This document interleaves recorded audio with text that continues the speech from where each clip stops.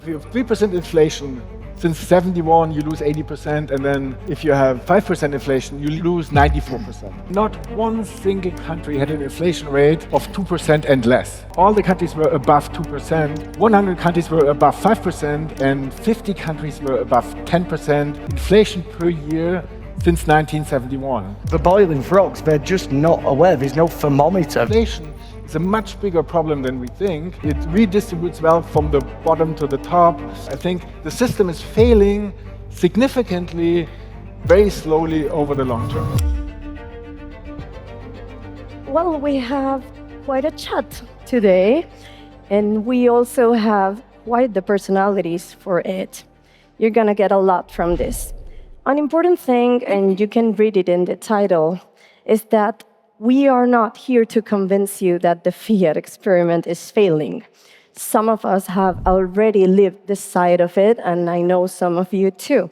So we'll skip completely the sermon, and we'll go right through it. First point I want to make here is that I come from Venezuela, so that's everything I will add to the panel. But I also think that sometimes this type of scenarios seem far away for some people, and they also seem really close for others. And I want to completely understand, where are we? I think a lot of people make that question, and the important part about it is a diagnosis. We all want to know where we are at the point. So that's why I want to open with this, and I'll start with Alex specifically, a provocative one. Most of this room owns Bitcoin. We all know this. Some of them expect a dramatic collapse of Venezuela from night to morning. But your own data says that a boring 2 or 3% can actually bring it all down, quietly erase more than 80%. And I think we feel that with inflation daily. Which is the real threat?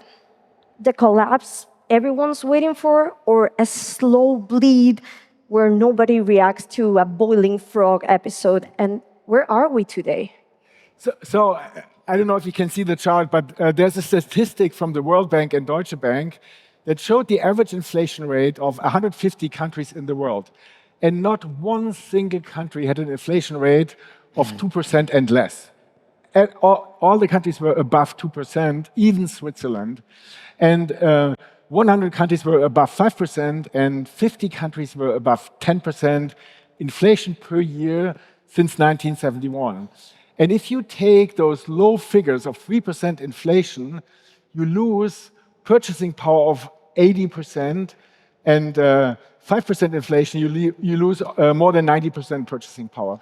And I think this is really important to look. This is the chart that shows the average inflation rates, and you see no country is below 2%. And then the next chart, I think, is even more important, the long-term effect of inflation. Now, if you have 3% inflation, since 71, you lose 80%, and then if you have 5% inflation, you lose 94%. And I think inflation is, and that's the official inflation figure. So inflation is a much bigger problem than we think, and it creates lots of disturbance in society. It redistributes wealth from the bottom to the top. It makes us buy cheap food, cheap stuff. We become unhealthy. It creates high time preference. So many disturbances of inflation. So I think the system is failing significantly, very slowly over the long term. That's completely right. And it's a global thing. Some places it goes slowly down the drainage. Some people wake up and they're in Lebanon situation, Greece situation. And that's why I want to ask Scott, Alex, and Hubert as well. Also, for me, and Luca, you can also tell us, what's the domino that is pushing this situation for you? What's the concrete signal that starts with what can actually happen? I think the domino is Bitcoin network growth. Because I guess the majority of the people think, oh, when fiat is going to collapse, when countries are going to realize that of this collapse when hyperinflation is going to happen. I don't think that will be the domino.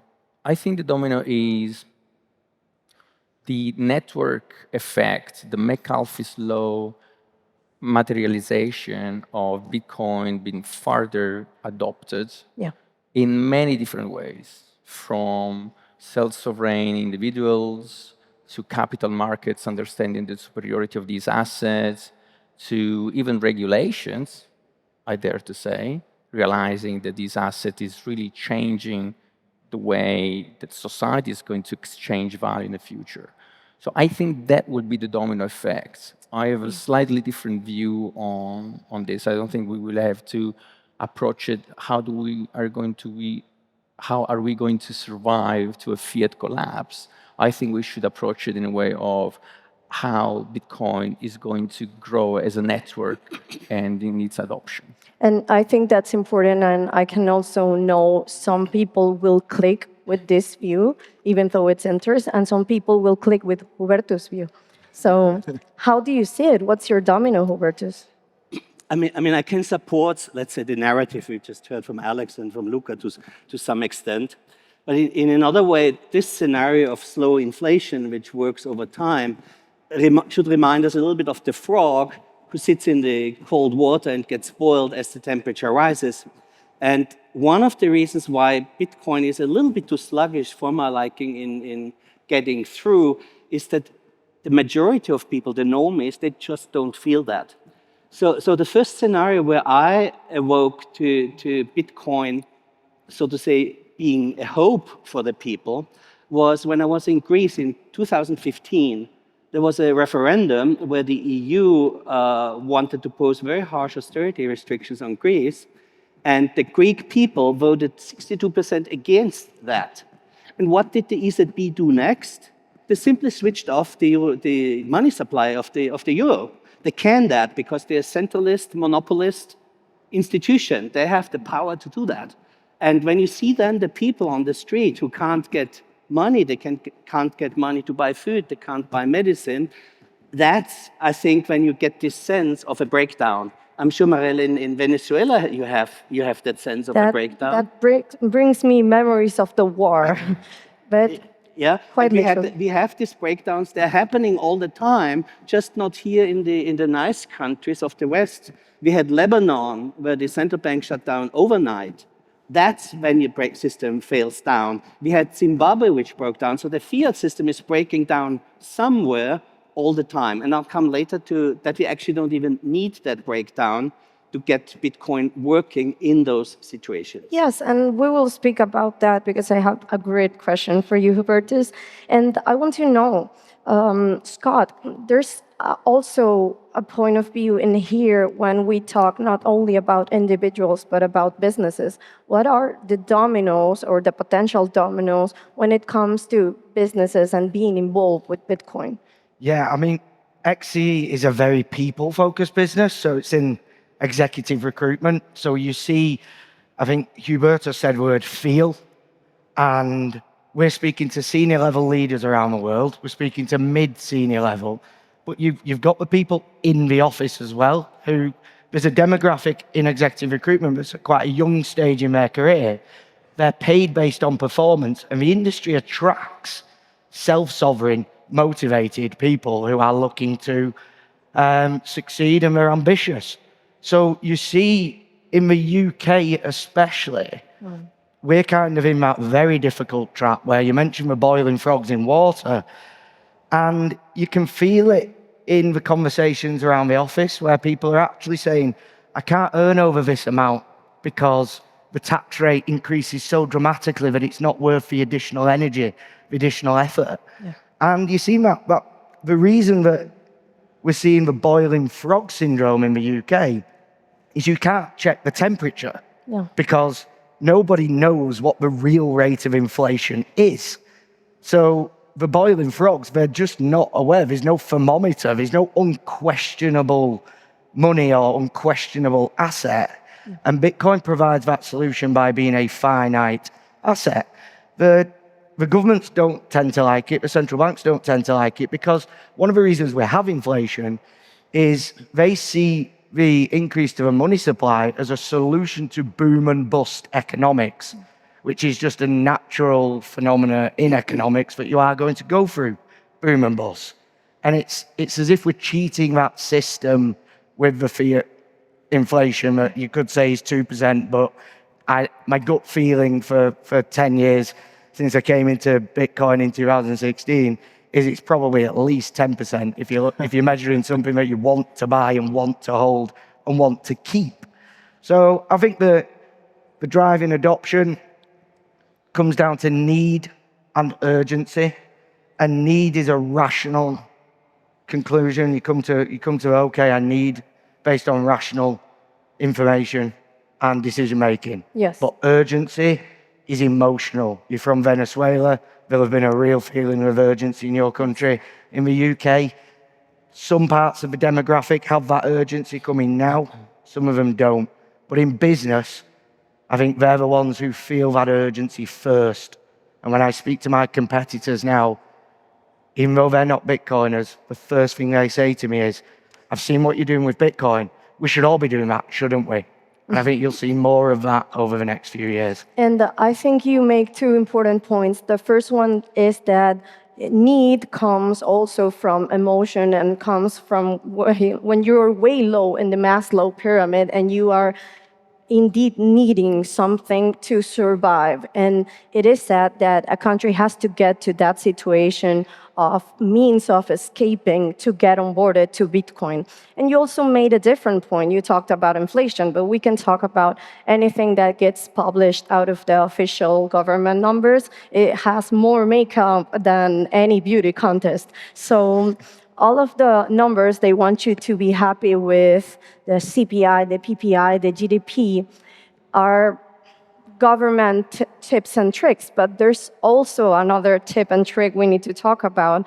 And if we talk about the fiat, the enemy, the enabler, the something we need to get out to, we also need to talk about the parallel war for sovereignty. And we need to talk about CBDCs. And you know why I'm looking at you, Hubertus. While Bitcoin scales, and it's been scaling, that's why we're all here. Pleasure to have you all here in Prague. I think we all are thinking the same. States are building programmable money. This has been a topic for quite some time. I think we feel it breathing down the neck in the UE. Expiry dates, conditional spending, compliance hooks, and the digital euro is already in advanced consultation. It's not an idea anymore. This is in theory. So Hubertus, when the banking rail itself becomes the control surface, how do you operate around that? Yeah, actually that's the thing which I think many Bitcoiners have been working on for several years. And luckily now we are in a situation where we're able to solve that situation. Because until now, almost today, if you have a crisis, many people compared Bitcoin to an exit door of a house which is burning. So those who understand Bitcoin, its self-sovereignty, that it can be taken from you, they can leave the house through this open door. And sometimes this has been criticized as being a little bit too self-centered. And so the goal was to build, let's say, a lifeboat, where if the big ship sinks, everybody can get in. And so the way to do that, like when a whole country shuts down, like Greece, like Lebanon, like Zimbabwe, is to rebuild something which has run the economy until the fiat system took over. And I don't know if you have this slide, Marielle. So what has been built over the last 3 years was something which will enable us to switch a whole country onto Bitcoin within 1 day. Yeah, we call it the BitCredit Protocol. And essentially what it does, it monetizes the real goods, the food, the cotton, the raw materials, the minerals, in a form of a very ancient financial instrument called the private bill of exchange, which then the new network, the full nodes of the BitCredit network, can mint into what's called credit Satoshi, credit money on top of the fixed supply of Bitcoin base money at 21 million Bitcoin, to fuel the economy. So if the fiat system shuts down, no bank is open, everybody is desperate because they can't buy food, they can't buy medicine, companies can simply take the product, get paid in a bill of exchange, mint that bill of exchange, that bill of exchange into non-custodial medium of exchange in the form of non-custodial e-cash. And then people can spend that e-cash directly to each other without any intermediary, without any money transfer, just your keys, it's your Bitcoin, nobody can interfere. And once they spend this e-cash for goods out of the supply chain, the e-bills disappear and that e-cash disappears, which means there's always enough e-cash on top of the base money Bitcoin to drive the supply chains. So that's the status which was missing to onboard entire countries and entire supply chains onto Bitcoin, and it's starting next week. Yes. Can I make a comment on that, Robertus? Because it's very interesting. Sometimes people kind of misunderstand, these situations. Meaning, well, then we should buy Bitcoin. I think well, of course, it is the case, but I think the view is more around maintaining optionality. So if the system fails, what optionalities do you have in place? Can you self-custody this alternative option? Do you have access to payment rails which they can go beyond the failing of the system? So this is why I think Bitcoin is amazing, because it provides an optionality to people. But sometimes I think that people just think, so well, I'm going to just buy Bitcoin and that's it. It needs to be understood that it's the mix of the. So for Lebanon, of course, was the problem was the banking system. For CBDC, probably will be the programmability, of the money and the access to the money, which could be denied or. So optionality, I think, is the word I would. And the threat which Luca just mentioned is very real. It's happening already now. Just yesterday, there was a case which came to my knowledge in South Africa, where a book author has received royalties outside South Africa in US dollars, not in rand. And then the national bank, on the basis of a fiat law, simply could confiscate that money. Today was 5 million rand or something, without due process, without the guy even knowing what he is supposed to have having done wrong. They just took the money and it's gone. And in order to get it back, he would have to sue the national bank, which has been once sued in such a case before, and they appeared to court with 19 top lawyers, these guys. Yes. I mean, completely crazy, and just imagine what will happen to our liberty once these guys are able to switch off your money, your digital money at the press of a button. I know that capital control sometimes sounds as fiction and sometimes looks so far away, but it works more like a bacteria in which you don't realize you have it until it's too late and you already caught up with a visual infection. So we can all agree that capital control exists. At what extent they will go to you, you never know. And that's exactly the problem with it. Since something so simple as just server's meltdown, which seems simple on the outside, but if it's not yours and if it's not on your custody, then it is not yours. And that introduces us specifically to what we're going to talk about. And I think this is the climax of this real thing we are living, because it's not fiction in any country. I don't think there's a place in the world where you are actually safe. And I can sound really conspiranoic, or I can sound like I am from Venezuela, which is what I'm doing. A really important part, and you talked about it also, Luca, is about having different types of options. Some people just go and buy Bitcoin, some people self-custody, some people use services, anything you want. But there's also a word, and we started the panel with that title, that's called profit. And we need to know what it really means. I am seeing all of you, and I don't need to ask. I already know that profit is something different from each of you, from different backgrounds. And I want to start with Scott and then Luca, because, and then here, Alex and Hubertus. Why, Scott? Scott, you run a business. And you run it on a Bitcoin standard, which already wins you a clap from here because you started way early than before that it started being a trendy thing. But what does profit mean, not in a general way, in a collapse situation? What does it mean, and how is it different from a number going up on a screen? Yes, profit's not necessarily the word I would use. I think it's about providing the ability for your business, your staff, your team to survive and thrive under any circumstance. And the way we've designed the business is not just for our company to have that solution, but now for every business in our industry. And ideally, over the next 5 to 10 years, every business that's people-backed and people-driven to survive in those circumstances. So just to give you a little bit of context on what you were saying there about how early we moved to a Bitcoin balance sheet, I would say, not a Bitcoin standard, is I set the business up 2014, placing individuals around the world in senior level roles. It's a fiat business. I started becoming interested in Bitcoin 2016. 3 things: finite, 21 million hard cap, unconfiscatable, transportable anywhere in the world.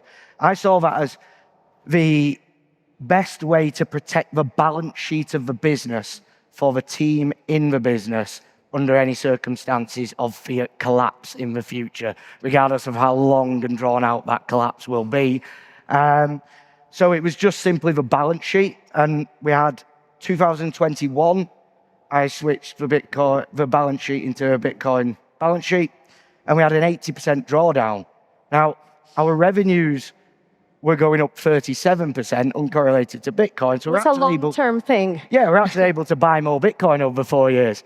And then when we took the business public, it was because there was an opportunity that I saw where if we had the PLC status, we can now integrate a Bitcoin treasury into the company, which unlocks 2 solutions in our industry. And one for owners of businesses is scaling. You want to attract talent, and we can now give them performance-based share options backed by Bitcoin, which aligns everybody in the business with Bitcoin, whether they've ever held Bitcoin, whether they know how to self-custody, and now they're interested in Bitcoin and aligned with Bitcoin. And the other problem in our industry is exit. So because it's people-backed, I very rarely do competitors buy competitors, because if they do, and the best people leave, they've bought no value. But what we've created for those business owners who are trapped in that system, they tend to work their entire career in their own business and then self-fund a management buyout. So there's no light at the end of the tunnel, and they're being consistently punished by fiat deflation of currencies. Is a solution where we can allow them to join the PLC-listed group, switch their cash reserves into Bitcoin without needing to understand Bitcoin, just that they have the knowledge that over the long term we have a capital markets team who will drive value into that. Give their staff performance-based share options on top of the typical fiat earnings, and provide them the ability to earn equity into a PLC. So that model is scalable, but what it does in the long term is it aligns. If you think there's 500 direct competitors of our company in the UK, all small and privately owned, they're the businesses I care about, and it aligns them and it aligns their staff with Bitcoin, whether they understand Bitcoin or not. And over the next 5 to 10 years, they're the very individuals who are speaking to senior level leaders in every type of business and every market in every jurisdiction around the world. So for me, profit is just helping align people with Bitcoin and driving better incentives in industries. And I firmly believe that this can be replicated and copied by lawyers, accountants, marketing companies, anywhere where it's capital light, people driven. And I think measure the profit by the amount of people who are aligned with Bitcoin. And it's really nice that it notices that you are into Bitcoin, because you're not charging royalties for this offering. So I think it's also an option. And Luca was talking about option before, and we are talking about meaning. We already have your definition of profit, which I think has a lot of meaning and has a lot of implications. But there's another point we need to talk about, and we're not. I would like to add a little bit different perspective. I don't think when we hold Bitcoin, we're completely isolated from a failing system. Yes. In the Netherlands, they're discussing an unrealized gains tax. Oh, yes. And that would also apply to Bitcoin holdings. In Germany, they're discussing excess gains tax in connection with energy. In 1933, the US outlawed the private ownership of gold. So that could also be done to Bitcoin. And especially in the EU, the governments are spending great efforts to track the ownership of Bitcoin. Yes. So if you buy at an exchange with a KYC exchange, they track the journey of the Bitcoin to your wallet, and then they know that that's your wallet, and they know that you have the Bitcoin, and they can tax it.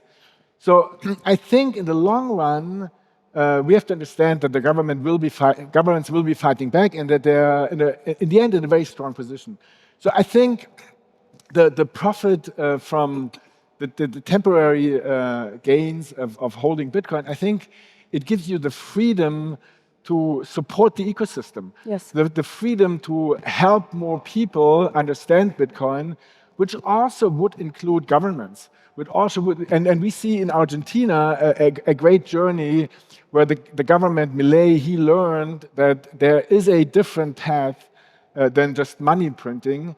And I think it's really important to maybe in a way support, use the freedom, use the energy, use the resources that we get through Bitcoin to support the system and to avoid the total collapse, and maybe change the system by orange-pilling people, but also orange-pilling governments, because I think we do have to understand in the long run, the governments are in a stronger position because they could say everything you own does belong to us, even the sneakers, the pants, and the Bitcoin. Alex, you made a point in there because sometimes the black swan isn't really an imminent collapse. I mean, that's why it's called a European Union, because they hold each other's collapses. Sometimes that imminent danger seems as a taxation system that is watching you while you sleep. And just a very quick point on that. Very quick, please. So when it comes to government, over the last 3 weeks, I somehow ended up having lunch with an ex-Chancellor of the Exchequer in the UK in charge of the money. And they said, why did you start buying Bitcoin on the balance sheet in 2021? I said, the fundamental number one reason is if you keep increasing taxes and you keep punishing private businesses, if every business in the UK did the same thing and held their long-term savings in Bitcoin, we can turn around to you and say, no. And there's nothing you can do about it, and it gives businesses leverage. So yes. if I can chime on that, I wanted to ask you a question. Do you want to chain after I ask you? very, very quickly. Okay. So it's not about trading on a crisis, but it's trading on adoption. Yes. Right? So this is what it is. So when when faxes, were dying in 1995, internet yes. was coming, was not the point of, faxes, business should die, but was more kind of, I want to own a piece of internet or own this new technology that can allow us to progress. So I think it's about trading not on a crisis, is the euro going to collapse, is inflation going to go up, but is trading on adoption of Bitcoin. And that opens up perfectly my question, because if we stop trading Bitcoin only as a reaction to fiat failure, which, yes, if you live in a country as Lebanon, Venezuela, Argentina, that's going to be a reaction. But if you are in another space, in another time, maybe you don't have an immediate reaction. So if we treat it as a separate network that's simply scaling, how does that change what risk, timing, and winning even mean? So let's put it roughly this way, right? So let's say if 50% is going to be a multipolar world, where we're going to have different type of assets in different type of blocks, creating new reservoirs, right? So we're going to have gold, you're going to have Bitcoin, you're going to have tokenized real-world assets. So it's going to be a mix of it.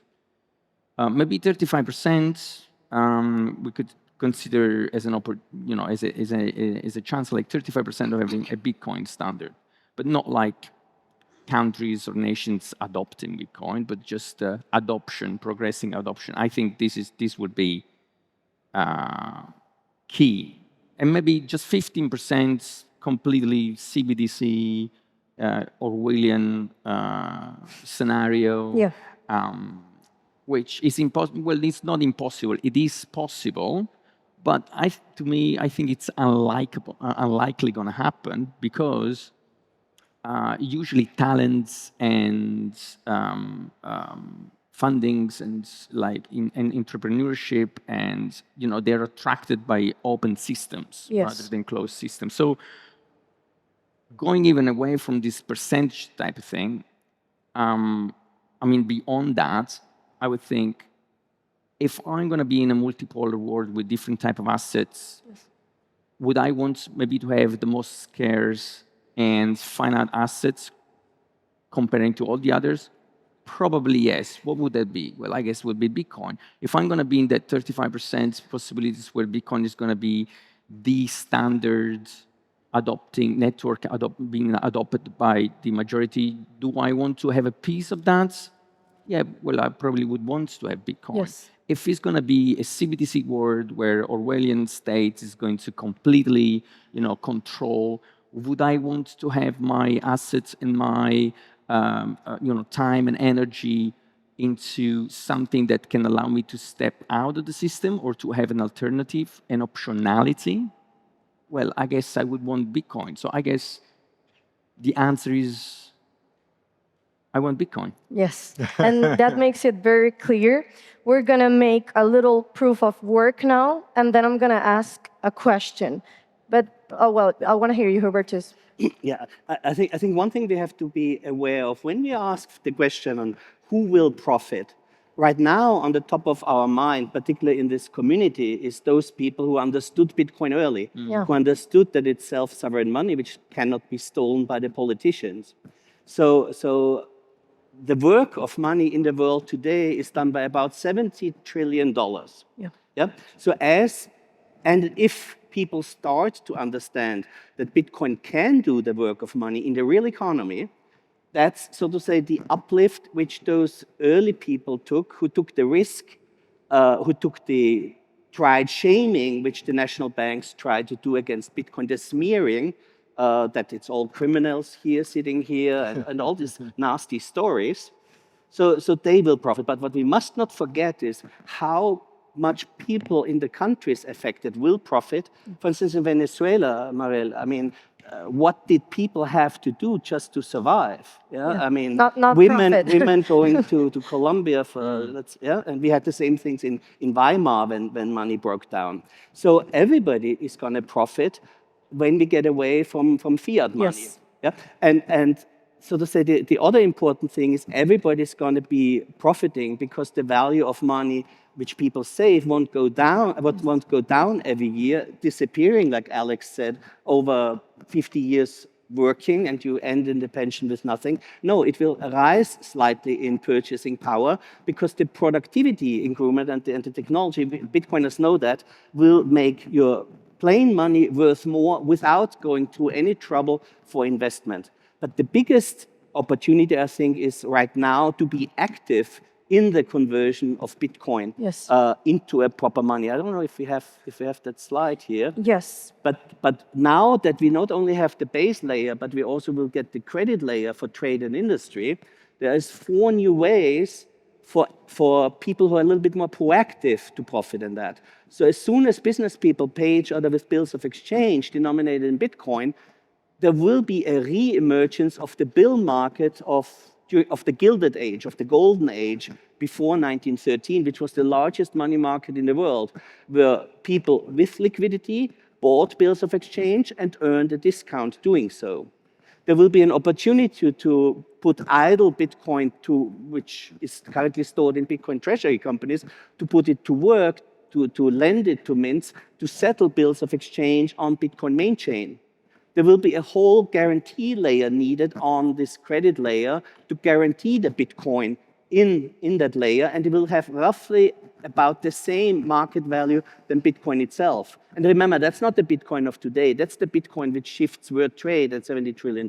Yes. And last but not least, the most enterprising Bitcoin treasuries could even build mints of their own in a country of their choice, which they understand, where they know how to do that legally, keeping the local law, even though it's not necessary, because obviously BitCredit mints, like BitCredit miners, will be cypherpunk things. Yeah. They'll be they can sit behind Tor, do their IT thing, and nobody needs to know where and who they are. But they will still need Bitcoin to operate. So these are ways how not just everybody profits, but you can profit even more by being proactive. Yes. And you said two important things. Bitcoin is made this way by design. So not only the technical part, but the distribution part provides value to those who understand and have patience for it to develop. And you also said a second important thing is that everyone will profit and that we have a bright future ahead. I know we've been talking about collapse and about chaos, but we have a great future. And I'm going to close with this. There's 3 hypothetical scenarios in the future. I need to make this quick, so please pay attention. I hope you have drunk coffee today. First one, a Bitcoin standard in the next 10 years. Who thinks this is going to happen? Please raise your hand. A Bitcoin standard. Oh my God, there's no hope in here. I see 1, 2 hands. Okay, no hope in that one. I'm with you, Hubertus. Second scenario, chaotic multipolar reserve system. Who thinks this is going to happen? I'm going to have half of my hand because this is my other dollar toss. And a third one, controlled CBDC surveillance regime. Please raise your hand if you think, oh, I think I'm going to run away and go to Costa Rica today. But with this question, one concrete move each one of you is making right now for the scenario you think it's going to happen. Quick, guys, please. Start with Scott. We're building a business that is backed by Bitcoin that operates in the real world and drives incentive alignment with Bitcoin. And I think when we look at that last slide there, that looks like Hubertus is building for the future. Yeah. Right now, today, we're speaking to PwC, Ernst & Young, big consultancy firms about senior level hiring. They're not there yet. Yes. We are. And it's about building a system where everybody can benefit from Bitcoin, whether they're there yet or not. Some people will be on a Bitcoin standard, some people won't. But we did get paid half a Bitcoin on the main chain for a chief investment officer search recently. So you can make your own decision to do it today. And in the future, it will be K-shaped. If you think CBDCs are coming, it's the effect on the people that will harm the society.